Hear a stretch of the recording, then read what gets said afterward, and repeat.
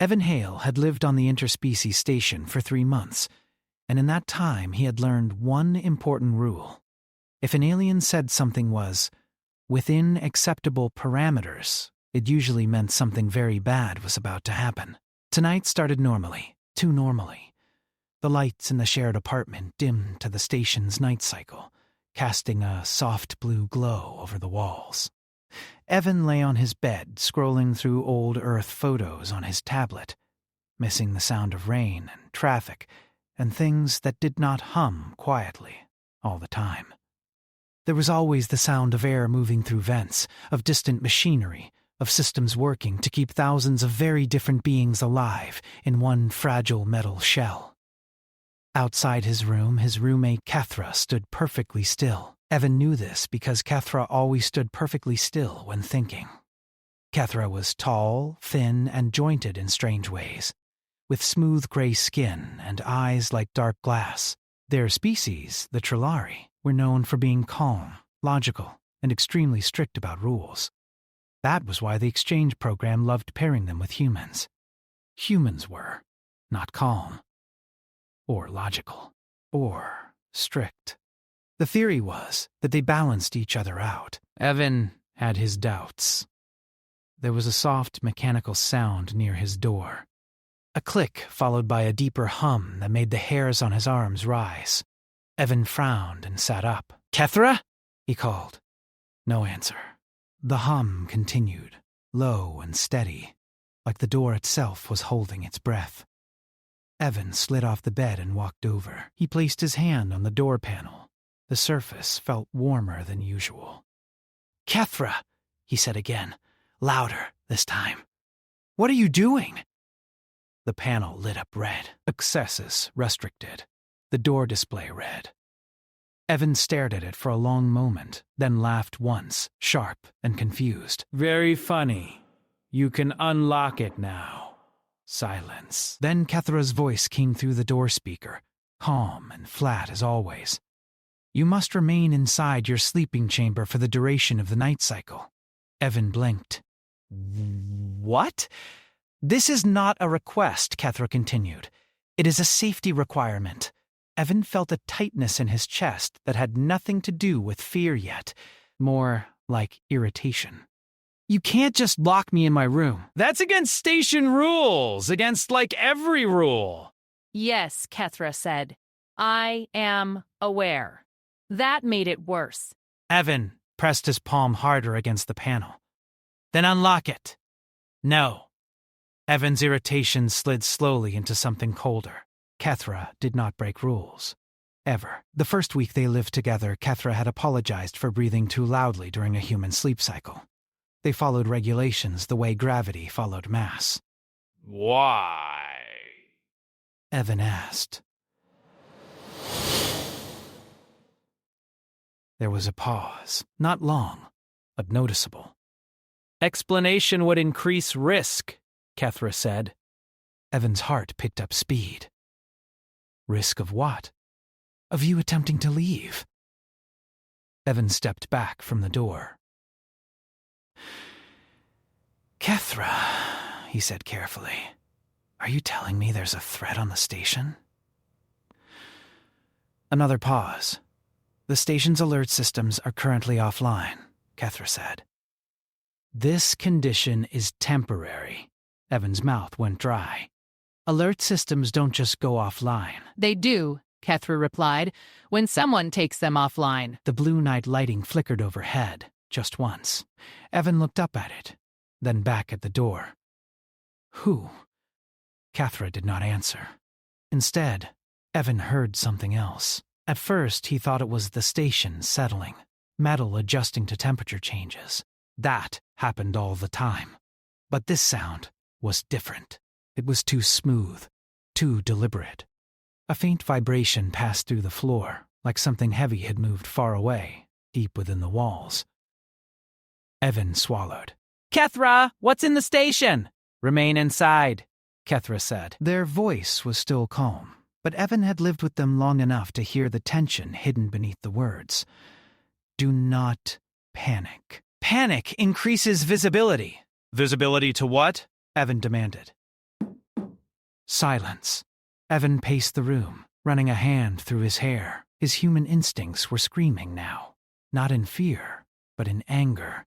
He hated not knowing. He hated being controlled. Most of all, he hated being treated like a child. He opened his tablet and tried to access the station network. No signal. That made his stomach drop. "Kethra," he said quietly. "You shut off my access." "Yes, you really broke all the rules tonight, didn't you?" "Yes."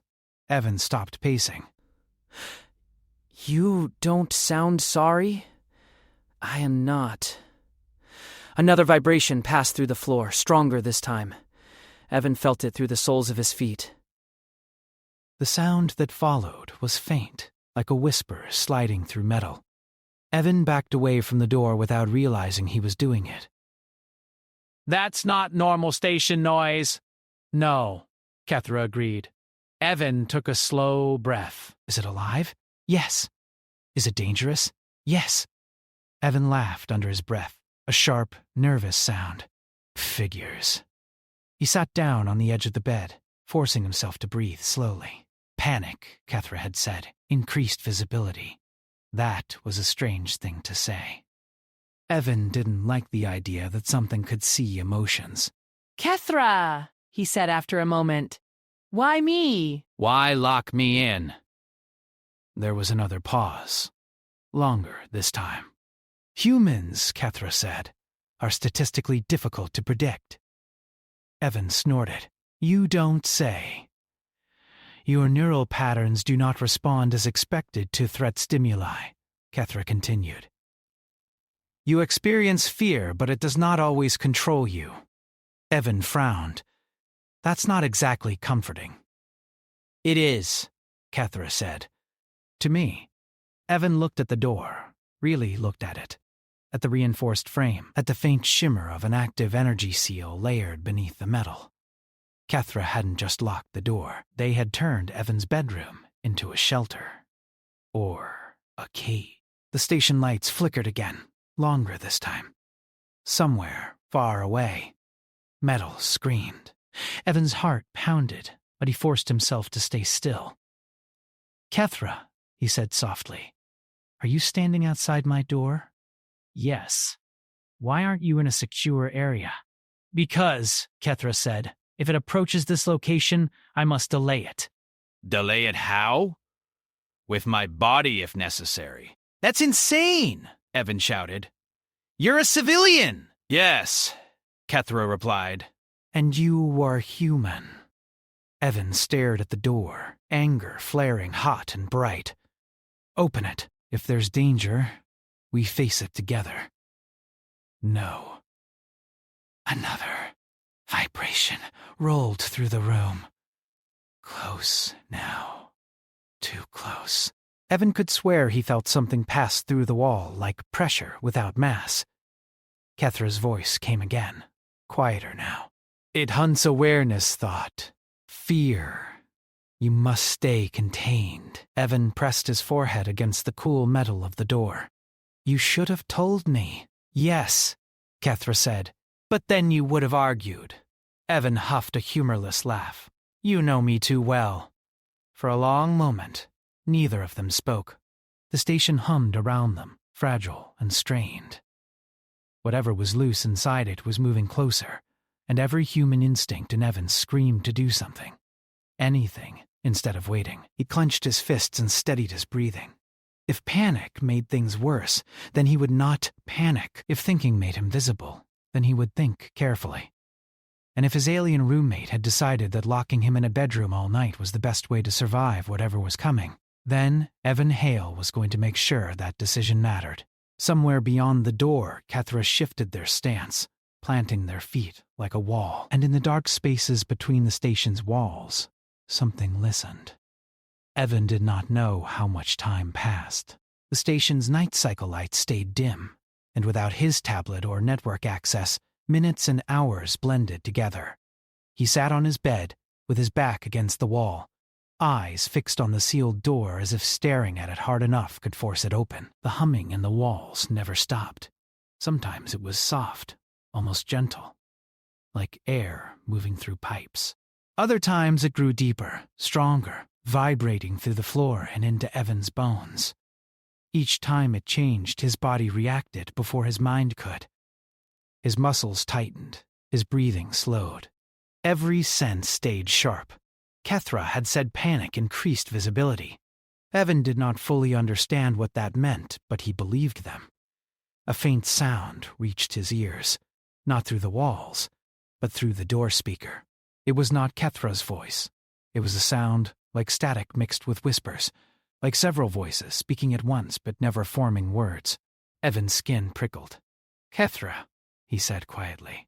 "That sound? Do you hear that?" "Yes," Kethra replied immediately. What is it? "The entity is communicating," Kethra said. "It is searching." Searching for what? For thought. Evan swallowed. "That's not comforting." "No," Kethra agreed. The whispers faded, replaced by a slow, dragging vibration along the wall closest to Evan's bed. It felt like something passing by, close enough to touch but separated by layers of metal and energy. Evan pressed his hands into the mattress. "If it hunts thought," he said, "why isn't it finding me?" There was a pause. "You are thinking," Kethra said, "but not broadcasting." Evan frowned. "Broadcasting how?" "Most species project fear," Kethra explained. Their neural activity spikes and radiates. Humans do not respond in a single pattern. Evan let out a quiet breath. "You mean we're messy?" "Yes," he almost laughed. The vibration moved away, slowly, reluctantly, like a predator circling prey it could not fully sense. Evan waited until the pressure eased from his chest before speaking again. "How many others are locked in rooms like this?" he asked. "None," Kethra said. Evan's head snapped up. What? Your room is the only location with full isolation, Kethra continued. I modified it. You modified station property? Evan said. "That's wow. You really went all in." Yes! Why me? Evan asked again. Why not the whole building? "Time," Kethra said. And access. And probability. Evan rubbed his face. "You're saying you chose me because I was convenient." "And because," Kethra added, "you are human." Another vibration rolled through the room, sharper this time. Somewhere far away, something metallic struck a surface hard enough to echo through the station. Evan's jaw tightened. People are getting hurt. "Yes," Kethra said. "Are they dying?" There was a long silence. Yes. Evan closed his eyes for a moment. Faces flashed through his mind. Humans and aliens he passed in hallways. The vendor who always mispronounced his name. The maintenance worker who liked earth music. His heart pounded, but he forced the images away. Thinking too hard might be dangerous. "Kethra," he said, steadying his voice. "What is this thing?" It is classified as a void lurker, Kethra said. an energy-based life form that exists partially outside normal space. "It feeds on cognitive output." Evan blinked. It eats thoughts. It consumes patterns, Kethra corrected. "Fear is the most efficient. That's great," Evan muttered. Another sound echoed through the walls. This one was closer. Evan felt it behind his eyes, like pressure building inside his skull. "Kethra," he said through clenched teeth. "It's getting closer." "Yes, and you're still standing outside my door." "Yes." Are you frozen? Evan asked suddenly. There was a pause. Longer than before. "Yes," Kethra said. Evan stood up. "I knew it. My species experiences cognitive paralysis under psychic threat," Kethra explained. I am functioning at reduced capacity. Reduced capacity meaning what? Evan asked. I can remain standing, Kethra said. "I cannot initiate complex action." Evan felt anger flare again, hot and sharp. So, you locked me in here, then stood outside to wait? I calculated this as the optimal outcome, Kethra said. For who? Evan snapped. For the station, Kethra replied.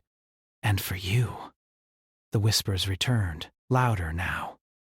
Evan felt them brush against his thoughts. Not words, but impressions. Cold. Hunger. Curiosity. He took a deep breath and did something that surprised even himself. He smiled, not because he was happy, not because he was brave, but because somewhere deep inside, a stubborn human part of him refused to give whatever this thing was the satisfaction of fear. Kethra, he said, listen to me carefully. Yes. You said humans don't respond the same way as others. Yes. And you said I'm not broadcasting fear. Yes. Then maybe I shouldn't be locked in a box, Evan said. Maybe I should be helping. No, Kethra said immediately. That would increase risk. To you, Evan said, not to me. The vibration stopped. For a moment, the station felt completely still. Then, the whispers surged, slamming against Evan's mind like a wave hitting rock.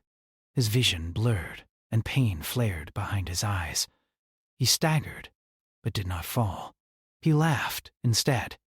A short, sharp sound. Is that all you've got? He muttered under his breath. The pressure pulled back, confused. Outside the door, Kethra made a sound Evan had never heard before. It was small and broken.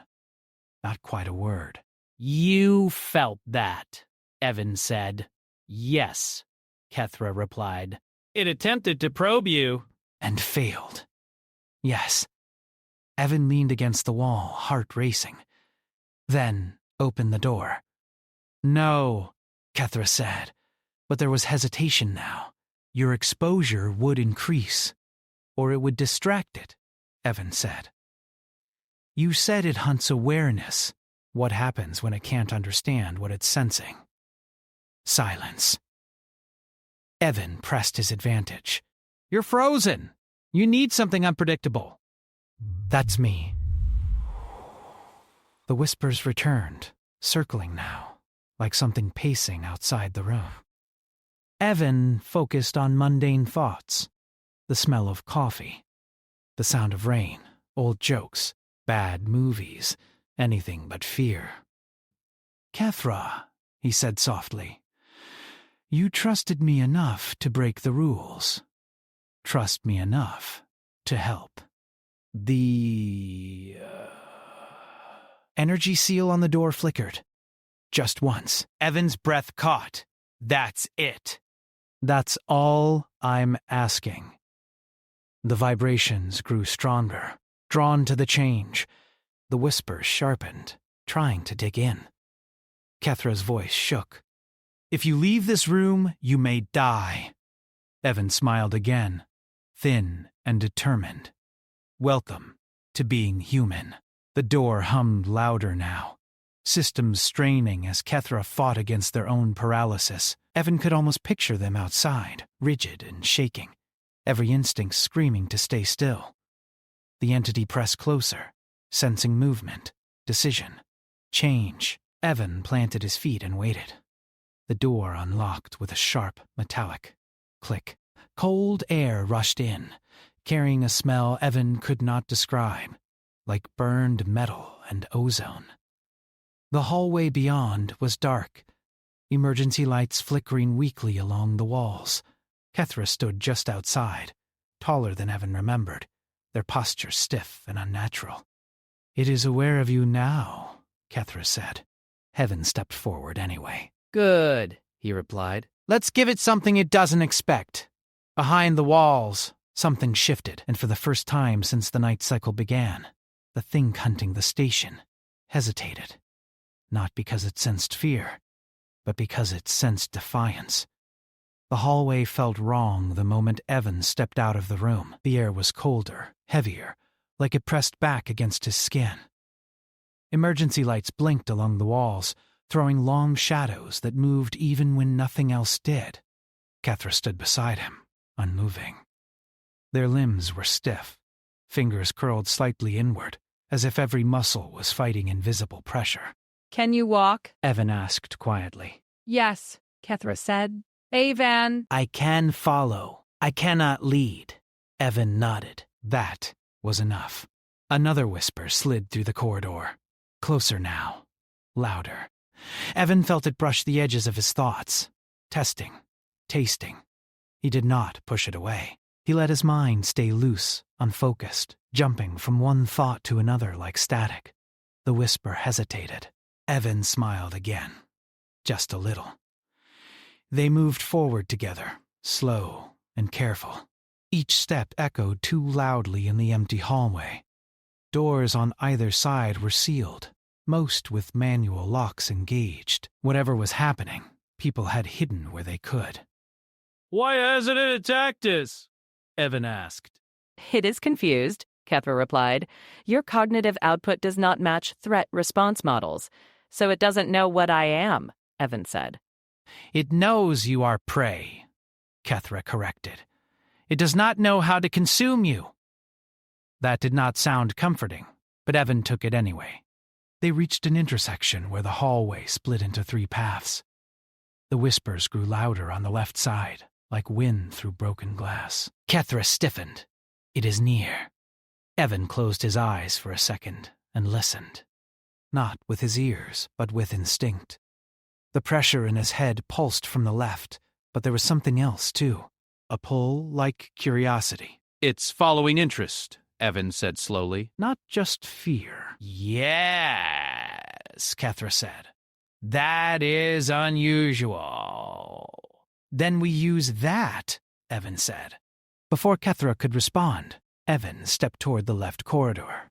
The whispers surged. Pain flared behind his eyes, sharp and sudden, like a migraine hitting all at once. Evan staggered, teeth clenched, but he did not scream. He focused on grounding himself, on breathing, on simple thoughts. Floor. Wall. Light. Steps. The pressure spiked, then slipped. The whispers broke apart, scattered, like something losing its grip. Kethra made a sharp clicking sound. It withdrew! Yeah, Evan said, breathing hard. It doesn't like it when I don't react the right way. You are disrupting its feeding process, Kethra said. That should not be possible. Evan shrugged weakly. Humans do a lot of things we shouldn't.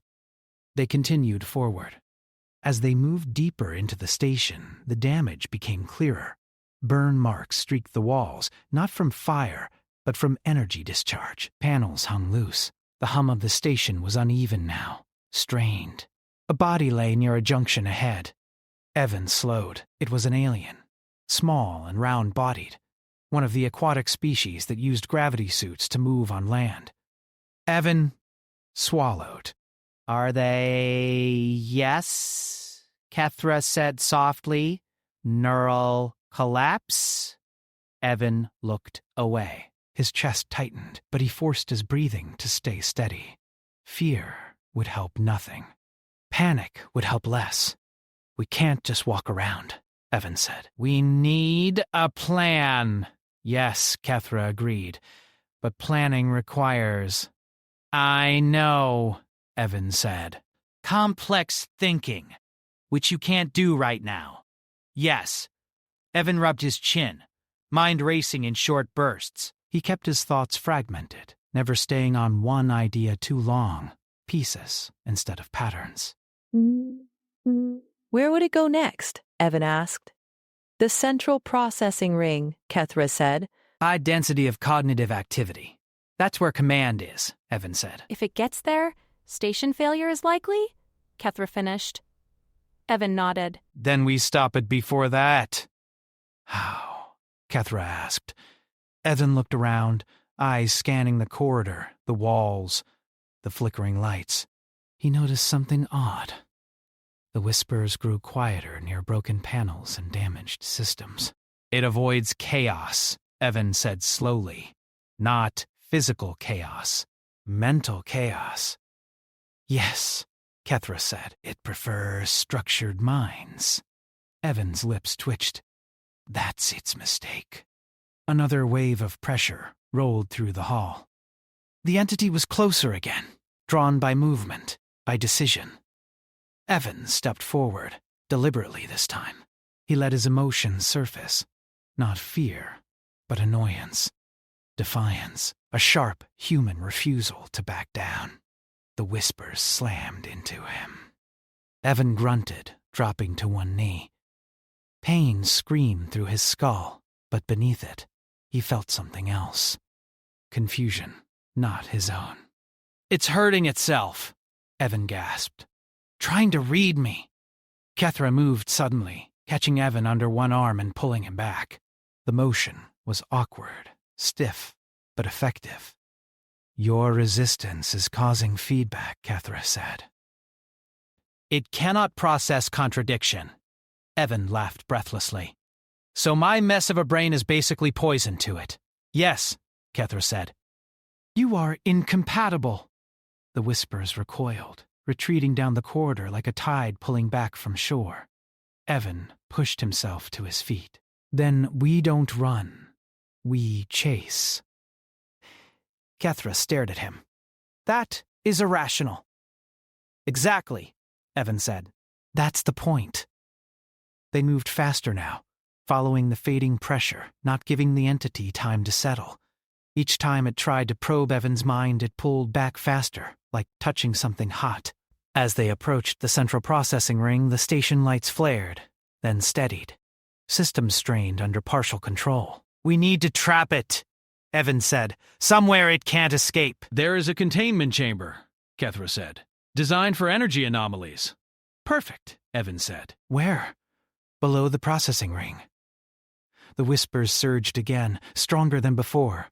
The entity had realized something was wrong. It pressed hard this time, no longer careful. Evan cried out as pain exploded behind his eyes. He dropped to his knees, hands clawing at the floor. Images flooded his mind. Chews, not words, but sensations. Hunger. Cold. Endless dark. He felt it then. Not intelligence like a person, but awareness. Ancient and simple. Evan gritted his teeth. "You don't get to have me."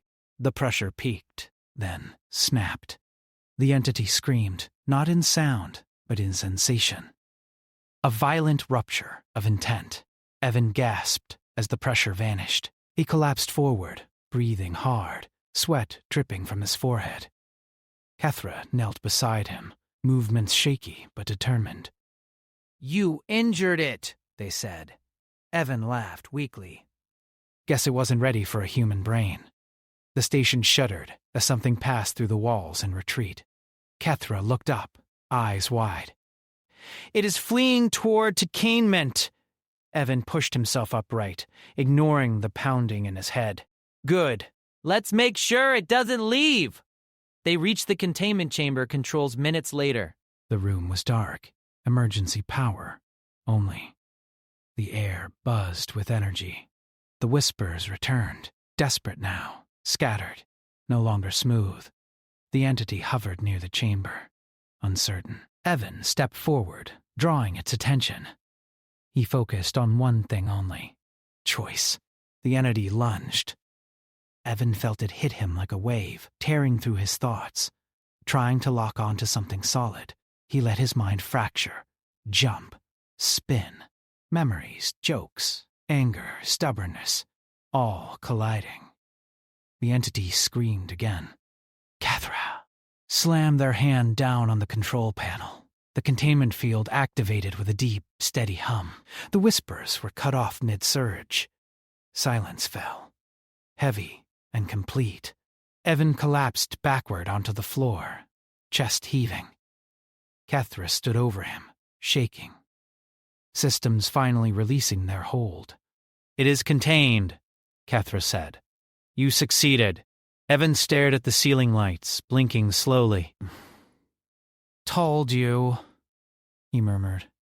"Humans are weird." Kethra looked down at him for a long moment. "Yes," they said quietly, "you are." And for the first time since the night began, the station breathed evenly again. The containment chamber stayed quiet, But Evan did not relax.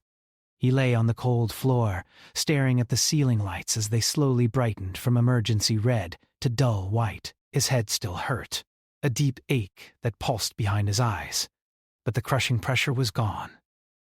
Kethra stood nearby, one hand resting on the control panel as if afraid the system might disappear if they let go. Their body trembled slightly, the delayed effect of fear finally reaching them now that the threat was contained. After a long moment, Kethra spoke. "The entity is stable. It is not escaping." Evan exhaled. "Good. Because I don't think I could do that again right now." "You should not have been able to do it the first time," Kethra said. Evan smiled weakly and slowly sat up.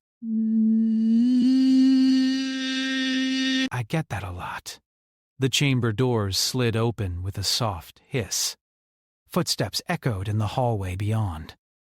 Evan looked up to see station security rushing in. 3 different species in mixed armor, weapons raised, eyes wide. They stopped when they saw Evan sitting on the floor and Kethra standing over him. "Containment confirmed," Kethra said clearly. "Threat neutralized." The security team hesitated. One of them, a tall, insect-like being with glowing eyes, looked at Evan. "That is the human?" "Yes," Kethra replied. The insect being tilted its head. He is. Intact. Evan raised a hand slightly. Mostly. Medical staff arrived next. They scanned Evan, their tools clicking and humming as they moved around him. The scans showed stress, neural overload, exhaustion, but no collapse, no damage. The medics exchanged looks. "This is not possible," one of them said. Evan shrugged. You keep saying that. They escorted Evan and Kethra to the medical wing. As they moved through the station, Evan noticed something strange. Doors opened just a little as they passed. Eyes watched from behind barriers. Whispers spread, but not the dangerous kind. This time, the whispers were about him. In the medical bay, Evan was placed on a bed while machines monitored his brain activity. The screens showed patterns that made several doctors very uncomfortable. "Your neural activity is unstable," one doctor said carefully. Evan nodded. "Yeah, that sounds about right." "No," the doctor said. "I mean, it does not settle. It shifts constantly, even at rest." Kethra stood nearby, watching the screens. This instability prevented the entity from forming a feeding lock. The doctor turned to Kethra slowly. "You are saying the human's mind acted as a weapon?" Yes, Kethra replied. An unintentional one. Evan closed his eyes for a moment. He felt tired in a way that sleep would not fix. Still, he listened. News spread quickly through the station. The void lurker was contained. The alarms slowly came back online. Power stabilized. Lives had been lost, but the station still stood. And the reason was lying on a medical bed, asking for water. Later, much later, Evan sat upright again, sipping from a cup while Kethra stood beside him. "You disobeyed direct safety logic," Kethra said quietly. Evan looked at them. "So did you." "Yes," Kethra agreed. "But you did it repeatedly," Evan smirked. "That's kind of our thing." Kethra was silent for a moment. "I reviewed my decision trees," they said. "Every projection where you remained locked in your room resulted in higher station casualties." Evan blinked. "Wait, seriously?" "Yes." "So if I'd stayed put," Evan said slowly, "more people would have died." "Yes." Evan leaned back, staring at the ceiling. "Guess breaking the rules paid off." Kethra's voice grew quieter. "My species does not break rules." Evan turned his head. "Looks like you do now." That earned a strange expression from Kethra. Something not quite a smile, but close. Hours later, Evan was cleared to leave medical. His legs felt shaky, but he could walk. Kethra walked with him back toward their apartment. The hallway was brighter now, repaired, alive again. Other residents moved about, slower than usual, watching Evan openly. One alien stepped aside to give him space. Another bowed slightly. Evan frowned. What's happening? Kethra did not answer right away. When they did, their voice was careful. Word has spread. You resisted a void lurker without shielding. Yeah, Evan said. Would not recommend. Too many species, Kethra said. That is equivalent to surviving exposure to a star. Evan stopped walking.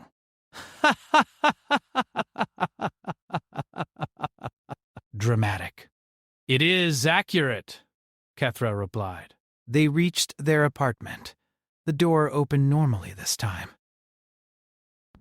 Evan stepped inside his bedroom and looked around. It felt smaller now. Less like a prison, more like a place he had outgrown. He turned to Kethra. You okay? I will recover, Kethra said. But my perspective has changed. Evan raised an eyebrow. About what? About humans, Kethra replied. Evan smiled.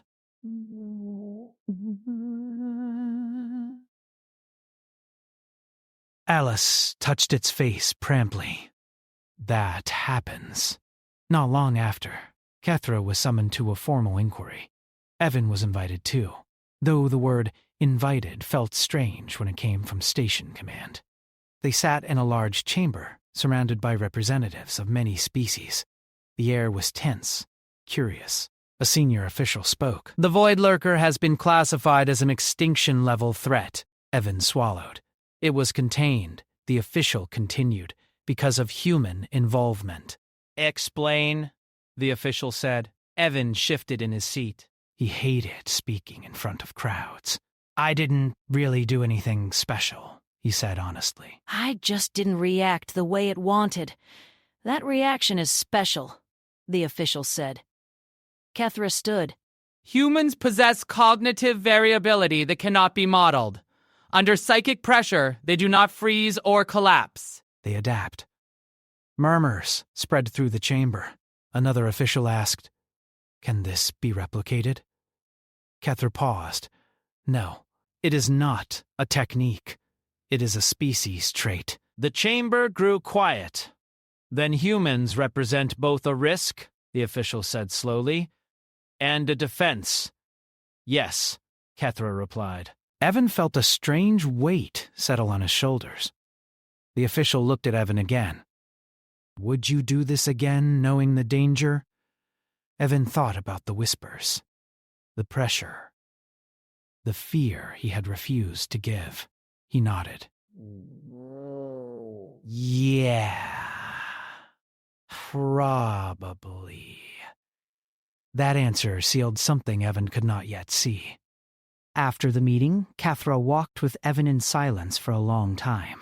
You have altered interspecies policy, Kethra said eventually. Evan sighed. I really just wanted a quiet roommate situation. Kethra stopped walking and faced him. I have submitted a formal request. Evan frowned. For what? To remain assigned as your roommate, Kethra said. Permanently. Evan blinked. After all that. Yes, Kethra said. Humans are dangerous. Evan's lips twitched. That's not usually a compliment. It is for me, Kethra replied. The station lights dimmed into the next night cycle. This time, they did not flicker. The Void Lurker remained trapped, unable to understand the chaos that had defeated it, and across the station, one truth settled into the minds of many species. If something hunted fear, then humanity was not prey. They were interference. The station slowly returned to normal, but nothing felt the same anymore. Evan noticed it in small ways at first, the way conversation stopped when he entered a room. The way aliens who once ignored him now watched carefully, as if trying to understand how someone so ordinary-looking could survive something that should not be survivable. Life support hummed steadily. Lights stayed stable. Trade routes reopened. Official reports were released to the wider galaxy, carefully edited, full of technical words and calm explanations. But fear does not listen to reports. Fear listens to stories. And the story spreading across the station and then beyond it was simple. A human stood in front of a void lurker and did not break. Evan tried to return to normal life. He went back to his maintenance job, fixing small systems and running routine checks. He joked with coworkers. He slept. He ate. He even complained about station food again. But normal no longer existed in the same way. One day, Evan entered a supply corridor and found it empty. 2 weeks ago, it would have been crowded. Now, workers had cleared out when they saw him coming. He stopped and sighed. I'm, not radioactive? He muttered. A small alien technician hesitated at the far end of the corridor, then slowly approached. You are the human, the technician said. Evan nodded. Last I checked. The technician's voice shook. Is it true that it entered your mind? Evan thought about the pressure, the whispers, the cold hunger pressing against his thoughts. He nodded again. Yeah, and you did not lose yourself? Evan smiled a little. I've been lost plenty of times. That wasn't new. The technician stared, then bowed deeply before hurrying away. Evan rubbed the back of his neck. This is getting weird. Kethra noticed it too. They walked together through a public concourse later that cycle. Aliens stepped aside to make space. Some watched with fear. Others with respect. A few with something closer to awe. This level of attention is inefficient, Evan said. Yes, Kethra replied. What do you think? But it is unavoidable. People think I'm some kind of hero, Evan said. You are, Kethra said. Evan stopped walking. No, I just didn't panic. That is not just anything, Kethra replied. Entire civilizations have fallen because they could not do what you did. Evan looked away. I didn't do it alone. No, Kethra agreed. But you made it possible. News from outside the station began arriving soon after. Other governments requested data. Scientists wanted scans. Military groups wanted simulations. And then came the requests that made Evan uncomfortable. Several species asked if humans could be stationed near important facilities as protection. When Evan heard that, his stomach twisted. I don't like that, he told Kethra that night. Why? Kethra asked. Because it sounds like they want us as shields, Evan said. Like tools. Kethra was quiet for a long moment. They are afraid. Yeah? Evan said. So are we. We just don't let it stop us. That answer spread too. Human diplomats arrived within days. Calm, careful people who listened more than they spoke. They made it clear that humans would not be weapons for hire. But they also made something else clear. Humans would not hide. The void lurker remained contained, studied from a safe distance. Every attempt to analyze it ended the same way. It reacted violently to human neural patterns, even recorded ones. One scientist summarized it best. The human mind does not offer a stable surface. There is nothing for it to hold on to. That sentence traveled far. Other stations began adjusting protocols, not to keep humans out, but to keep them close. Human presence was added to emergency response plans for psychic threats, not as fighters, as anchors. Evan was called to another meeting weeks later. This time, the chamber was quieter, more respectful. The same senior official spoke. The galaxy is changing how it views humanity. Evan frowned. That sounds dangerous. It is, the official admitted. And necessary. Kethra stood beside Evan. Humans are not superior, they said. They are different. Yes, the official said. Different enough to matter. After the meeting, Evan and Kethra returned home together. Their apartment felt the same as always. Quiet and familiar. Evan paused outside his bedroom door. You know, he said, I don't think I'll ever forget that night. Nor will I, Cathra replied. You were ready to stand there and die, Evan said softly. Yes. Why? Evan asked. You barely knew me. Cathra considered this. Because you were human, they said. And because you argued. Evan laughed. Fair. That night, for the first time since the incident, Evan slept deeply. He dreamed of Earth, of rain and noise and chaos, of people arguing and laughing and refusing to give up, even when it made no sense. Far away, deep in containment, the Void Lurker remained silent. It did not sleep. It did not think the way humans thought. But it remembered. It remembered the pain of contradiction, the impossibility of a mind that did not follow rules, the chaos that burned instead of breaking. If it ever escaped, it would avoid one thing above all else. Humanity. Months passed. The exchange program expanded. Humans were no longer just participants. They were consultants, advisors, warnings. Alien training manuals were updated with a new section. Human psychological profile, non-standard. Do not assume predictability. Evan read that once and shook his head. Sounds about right. One evening, as the station entered night cycle, Evan stood by the window, watching stars drift past. Cathra joined him. Do you regret it? Cathra asked. Regret what? Evan said. Opening the door, Cathra said. Evan thought for a long moment. No, he said finally. Someone had to. Cathra nodded. If another entity like it appears, the galaxy will look to humans. Evan sighed. Guess we'd better get used to that. Outside the station, the universe remained vast, dark, and full of things that hunted fear. But now, somewhere in that darkness, there was a rumor spreading faster than any signal. A warning. If you feed on panic, if you break minds and silence thought, if you hunt what trembles, do not hunt humans. Because humans do not always run. They do not always freeze. And sometimes, when faced with the dark, they open the door and step forward. And the dark does not know what to do with that.